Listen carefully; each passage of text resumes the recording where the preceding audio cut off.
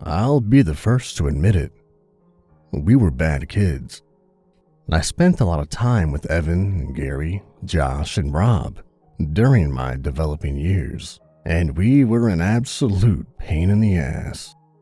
Evan always had some insane idea, and we all just pushed each other to do worse and worse.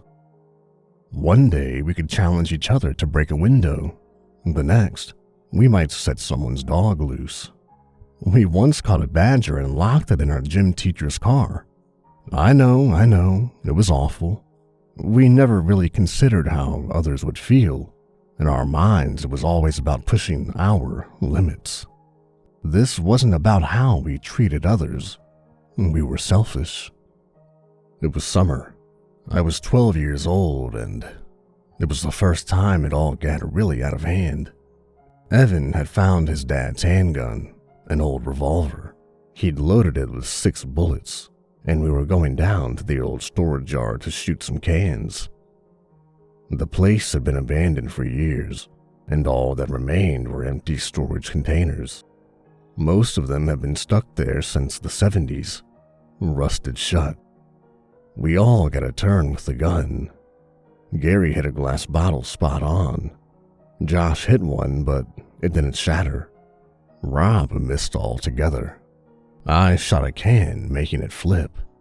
We were cheering and passing it around, pretending to be action heroes.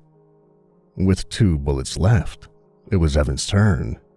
He'd brought the gun to begin with, so we argued he should get 2 shots. He posed with it like he was the Terminator. "I got a challenge for you assholes," he grinned. "One of you gotta sleep in the container." "No way," said Gary. "That's gross. Rats everywhere." "Yeah, screw that," said Josh. "No one's doing that." Evan pulled the trigger and shot straight into the ground. Nobody was ready for it, so we all stepped back. There was smoke coming from the hole in the ground. He held the gun up, pointing it at us one after another. "We need a volunteer. Or, we could play Russian roulette. You want to go first?" He was pointing the gun at me, and I almost pissed myself. "Oh, for heaven's sake," yelled Rob. "Fine, I'll do it. Put the gun down." Evan just smiled. "That's all I wanted," he said. "We'll pick you up tomorrow." Evan found the oldest, grossest storage container in the yard. It was sunk into a big oil-filled puddle and was covered in so much graffiti you couldn't see the original color. It had been stuck there for decades. We all had to pull to even open up the doors enough for someone to slip in. The smell is what stuck with me. Air is not supposed to smell like that. Rob slipped in and almost fell. The container was at a steep angle, so he just laid down to keep his balance. Evan, please, Rob, I brought a gun. Josh broke into a car last week. You're the only one being a pussy. I just... Evan slammed the door shut. He laughed so hard that we just followed along nervously. Lots of nervous laughter. We left the storage yard. Evan put the gun back, and we went out to have ice cream. I wasn't worried about Rob. We'd done worse things to each other once a week since we were 7. Still, if Rob hadn't stepped in, I would have been the one to spend the night in that storage container. I'm not gonna go too deep into the details of what happened next, but we came back the next day to discover something. Did you know that rust sucks up oxygen? That storage container was rusted all the way through. I've never been so terrified in my life. Opening that storage container and seeing that pale face peeking out from a blue pastel-colored hoodie. We called the police. There was a forensics team. We all told the truth, and we were told it was all just a tragic accident. Evan tried to make it sound like Rob wanted to do it. I told it like it was. A challenge. We did them all the time. The local police knew all about our antics, but this had crossed a line that they hadn't anticipated. Gary moved out of town a year later, and Josh was transferred to another school. Evan had to repeat 1 year of school, so we kinda just lost him. In just 1 year, I was the only one of the old gang left. My entire personality changed. I was having trouble with nightmares. I could imagine myself being stuck in that storage container, feeling my lungs fill up with metal dust, that awful acidic metallic smell, the slanted floor, taking me further and further away from the light above, sinking ever deeper. I had to go to therapy. For years, I just tried to have a normal life. My parents were very supportive. They were proud, in a way, that I'd told the truth and owned up to our mistakes. They didn't blame me for what happened, even if they were deeply disappointed. They just knew we were being idiots, and they knew just as well that I would never be that person again. I wish it had been that simple. As I grew out of my teenage years, I would look back on the time with the gang in shame. The other guys didn't have as much luck as I did. Gary was put in juvie for a Grand Theft Auto charge at 17. Evan dropped out of high school in a matter of weeks. Josh did pretty well for himself, but he was still a bit of an outcast at the other school. Turns out he came out as gay, and there were plenty of people who had a problem with that. There's always a gang. If not us, then someone else. One by one, they seemed to fall off the face of the earth. Gary was first. He died in juvie, strangled in the shower. There were a few suspects, but there was no definite conclusion. Evan shot himself in the bathroom at his part-time job downtown. His note just told everyone to go screw themselves. A year ago, the only other living member of our old gang was Josh, and I hadn't spoken to him for over a decade.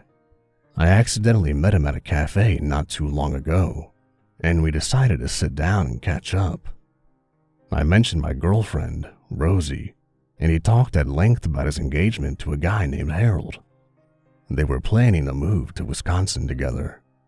I noticed, however, that talking about it just turned the conversation sour. Josh just shook his head. "I don't know if we'll make it," he said. "Things are weird." "Weird how?" "You ever think about him?" He didn't have to clarify who he was talking about. Of course it was Rob, our eternal him. The images flashed before my eyes. The bottom of the container, my feet wet, choking. I'd never been there, but it felt like something inside me had. All the time, I admit. "Do you think he thinks about us?" The question caught me off guard. Seeing my confusion, Josh just smiled and waved it aside. "Never mind," he smiled. "Let me get the check." 2 months later, Josh was dead, drowned in the bathtub. He never made it to Wisconsin with Harold. That's when my life turned to shit. I started having recurring dreams about that storage container. I'd imagine myself standing at the rusted door, looking down. I would see all of their faces, pale and lifeless, staring up at me. Something was forcing my body to step inside, to join them. No matter how hard I tried, I'd always step in. The steep metal floor would make me slip, and just as my feet touched their grasping hands, I'd wake up. There'd be handprints all over my pillow. Rust. 2 weeks after Josh's funeral, I got a letter. It was posthumously sent to me as part of his will. The paper was covered in rusty handprints and was scribbled in a panic. My name was at the top of the paper. "Don't stay in one place too long. He's looking for you." That was the first line. The thing was written like a list. "Sleep in the bathroom. There's less buildup. That explains why he was found there. Try not to sleep. That's when he comes looking. Another explanation. He must have fallen asleep in the tub, exhausted. If you're reading this, I'm already gone. Don't tell Harold. Be careful. I didn't think I'd sleep that night, but I did. I was so stressed that my body just exhausted itself. My heart had been pounding for hours, and the adrenaline was taking its toll. Oddly enough, the sleep was completely dreamless. I felt completely aware of the room I was in and my surroundings, which is why I reacted so fast when the bathroom door opened. Someone was in my apartment. I shot out of bed, grabbed my keys and phone, and just ran. I ran out into the stairwell and was overwhelmed with an awful metallic smell. I almost choked and had to steady myself against the wall. I looked back.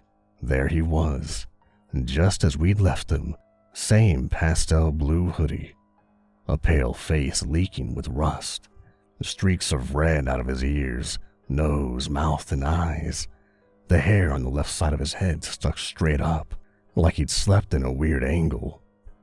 He was there for me.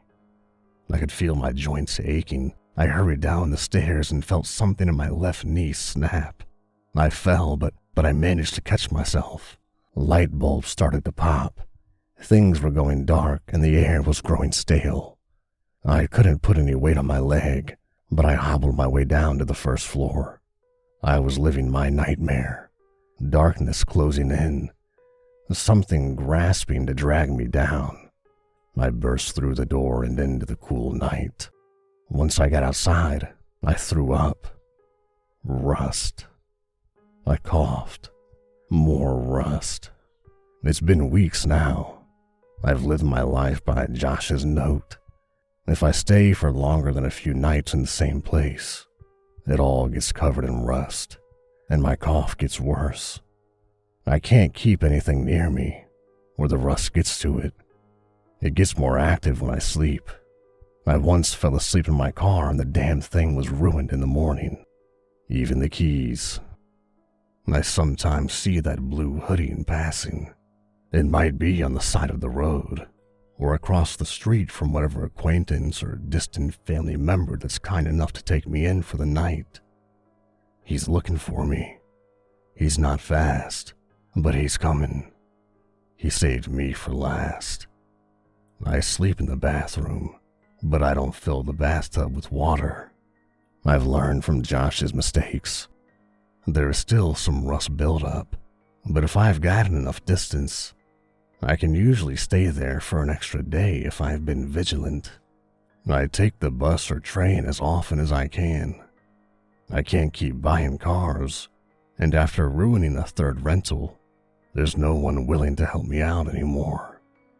Caffeine pills are literal lifesavers, but I don't know how much my heart can take. I'm tired. I'm so damn tired. My left knee is still ruined, and it aches. I once scraped it from a bad fall, and I'm still not sure if it was blood or rust coming out. It flaked like rust. I don't know what to do. I'm posting this from the computer of a public library. I've written this in a hurry, but there's already rust building up. The damn E key keeps getting stuck. My cough is getting worse. I barely sleep and my hands are just covered in rust. I've washed my hands so much I'm getting rashes, but the rust just keeps coming back. There's a storm coming tonight, so I don't think there will be any trains or buses leaving anytime soon. I'll try to walk for as long as I can, but I'm afraid I'll collapse on the side of the road. I'll try to hitchhike, but I don't want to put someone in danger. My family has no idea where I am or what I'm doing. Rosie is going crazy with worry. I don't know why my first instinct in all of this was to get away from friends and family, but I just don't want to drag anyone into this unless they know what this is, you know? I'm thinking I should do what Josh did. Just in case, write it all down. That's why I'm here. This cough is killing me. Grates against my lungs. I'm pale like a ghost. Please help. I don't know how much time I've got.